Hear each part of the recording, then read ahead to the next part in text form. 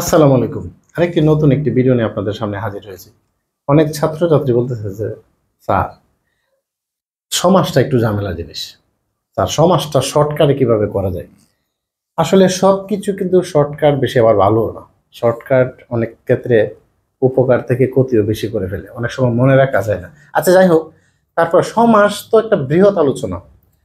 এখানে varsity admission যারা, তাদের সময় আছে মাত্র হাতে থাকে 2-3 মাস সময় থাকে। এই 3 মাস 3.5 মাসের মধ্যে এরা সমাজটা পুরাটা, কিন্তু যদি এটা নিয়ে থাকে তাহলে অন্যটা কখন পড়বে? এই জন্য সমাজের গুরুত্বপূর্ণ আইটেমগুলা কিভাবে সংক্ষিপ্তভাবে বা শর্টকাটে মনে রাখা যায়, এই নিয়ে একটা ক্লাস নিয়ে আপনাদের সামনে আজকে হাজির হয়েছি। এখানে আমি প্রথমে লিখে রেখেছি কিছু সমাস। এর মধ্যে দুইটা সমাস আসলে একটু যেটা ঝামেলা করে, এটা আমি এখানে ঝামেলাটা সমস্যা সমাধান করার চেষ্টা করতেছি। আমি এখানে একটা লিখলাম সংখ্যাবাচক বহুব্রীহি। আরেকটা হলো এটা সমস্যা সৃষ্টি করে দ্বিগু সমাসের সাথে। এটা দ্বিগু সমাসের সাথে কেন এটা কন্ট্রাডিক্টেড বা সমস্যা সৃষ্টি হয়, এটার একটাই কারণ। কারণ আমরা জানি দ্বিগু সমাসের পূর্বে পদে সংখ্যা থাকে, আর সংখ্যাবাচক বহুব্রীহি সমাসেরও পূর্ব পদে সংখ্যা থাকে। তো এই জন্য এটা নির্ণয় করা অনেক সময় কষ্ট হয়ে যায়। তো এটা মনে রাখার বুদ্ধি রেখে আপনি মনে রাখবেন কিভাবে, এটা মনে রাখবেন। দেখেন, সংখ্যাবাচক বহুব্রীহি, মানুষে বলেন আরে হ্যাঁ তো বহুরূপ, এর চীনা বড় দায়, এর চীনা বড় তাকে দায়, তার রূপ কি বহু। আর দ্বিগু সরল সোজা একটা মানুষ, বুঝছেন? এই যে এই দ্বিগুটা হলো সরল সোজা একটা মানুষ, আর সংখ্যাবাচক বহুব্রীহি এটা মনে রাখবেন। বহুব্রীহি তো বহু মাইন্ড, মানে ওকে চিনাই বহুরূপী মানুষ। এই জন্য বলবে একটা, বুঝাবে আরেকটা। আর এইটা মানে সরল সোজা একটা মানুষ, যা বলবে তাই বুঝাবে। এটা এটা আমরা এক বড় ভাই আছে, নাম হলো দিলু। খুব সরল সোজা একজন মানুষ। আমি এইভাবে মনে রাখছি, আপনি মনে রাখতে পারেন যে দিলু ভাই সরল সোজা মানুষ, তো যেটা বলবে সেটাই। আর বহুব্রীহি, সে নিজেই বলতেছে বহুব্রীহি, বলবে একটা, বুঝাবে একটা। তো এইখানে এই সমাজগুলো আমরা এখানে বসিয়ে দেব। প্রথমে আমি কি লিখি? তে পায়া। তে পায়া বলতে কি মূলত কি জিনিসটা বোঝাই? সামনে দেখেন তো, প্রত্যেকটা সামনে কিন্তু সংখ্যা আছে। তে পায়া বলতে এটাই বোঝাই। জি টেবিল আছে না, ছোট টেবিল, এটা এখানে তিনও বোঝায় না, পাও বোঝে না, বোঝায় কি টেবিল। তার মানে এটা কিসব মাস, এখানে এটার স্থান হবে তেপায়া। তেপায়া দু নলে বলতে কি বোঝায়? দুইটা নল বোঝায় নাকি বন্দুক বোঝায়? হ্যাঁ, দেখছেন সামনে ঠিকই কি আছে, সংখ্যা আছে, বন্দুক বোঝায়। তাহলে এটাও কি হবে? এটার স্থানও এখানে দু নল, মানে কি দু নল আছে যার, বা দুই নল আছে যার। এখানে আরেকটা আছে চতুর্দশ পদী বলতে কি বোঝায়? চতুর্দশ, এখানে চতুর্দশ বলতে 14 বোঝায় না, এখানে মূলত কবিতা বোঝায়। তার মানে এটাও কি হবে? বহুব্রীহি সমাস হবে। সেতার। সেতার বলতে কি?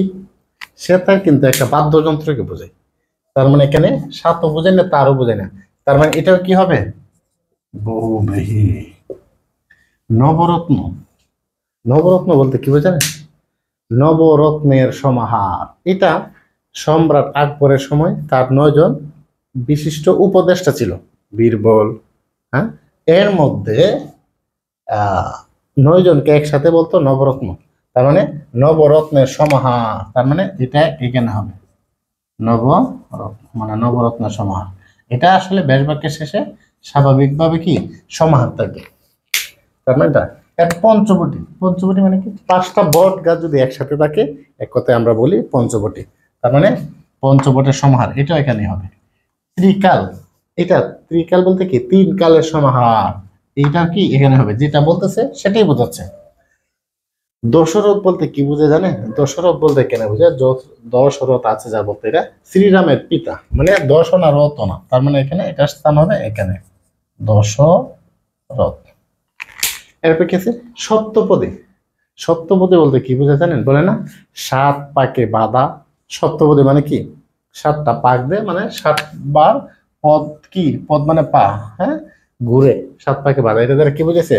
হ্যাঁ, এটা দ্বারা বোঝায় বিবাহ। এই সপ্তপদী। এই জন্য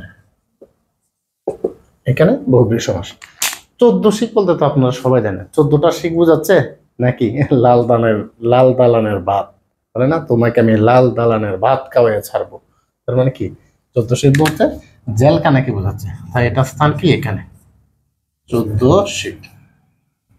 আচ্ছা, এরপর কি আছে? চৌরাস্তা বলতে কি বোঝায়? চৌরাস্তা বলতে চার রাস্তাটা কি বোঝায়? তার মানে এটা দ্বারা কি হবে? চার রাস্তার সমাহার। এই জন্য চৌরাস্তা কি হবে? সমাহার যেহেতু বুঝেছে, তার মানে কি এখানে একটা স্থান হবে এখানে চৌরাস্তা। কিন্তু চৌচালা বলতে কি বোঝায়? চারটা চালা বোঝায় নাকি চৌচালা একটা ঘর বোঝায়? ঘর।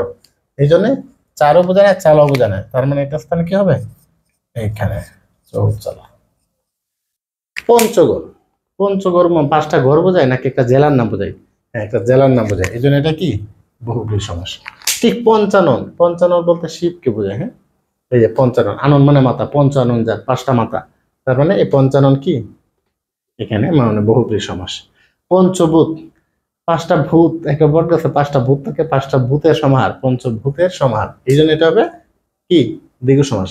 ষড়ঋতু, হ্যাঁ, 6 ঋতু সমাহারকে বলে ষড়ঋতু, এটা এখানে হবে। সপ্তাহ মানে কি? সপ্তাহের সমাহার, অহন মানে দিন, এই যে সপ্তাহ কি এখানে হবে একতারা, একটা বাদ্যযন্ত্র না, একও না তারাও না, একতারা কি একটা বাদ্যযন্ত্রের নাম, এই জন্য একতারা এখানে হবে একতারা।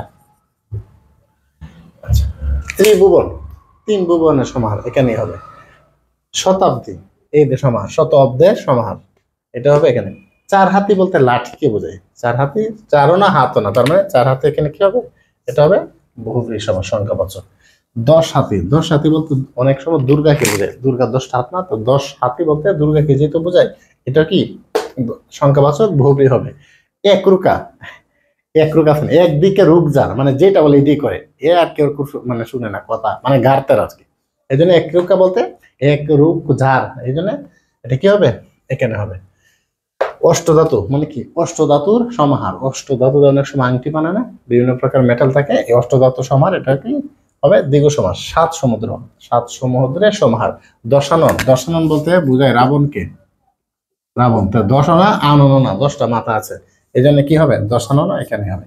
তো এই জিনিসগুলো যদি আপনি এইভাবে মনে রাখতে পারেন, তাহলে আপনার জিনিসটা খুব সহজই হয়ে যাবে। আর আশা করি প্রয়োজন আপনাকে এইগুলা কিন্তু গুরুত্বপূর্ণ, সংখ্যাবাচক বহুব্রীহি অথবা দ্বিগু সমাস, স্ক্রিনশট নিয়েও রাখতে পারেন, পরীক্ষার আগে 1-2 বার দেখলে আশা করি বিষয়টা হয়ে যাবে।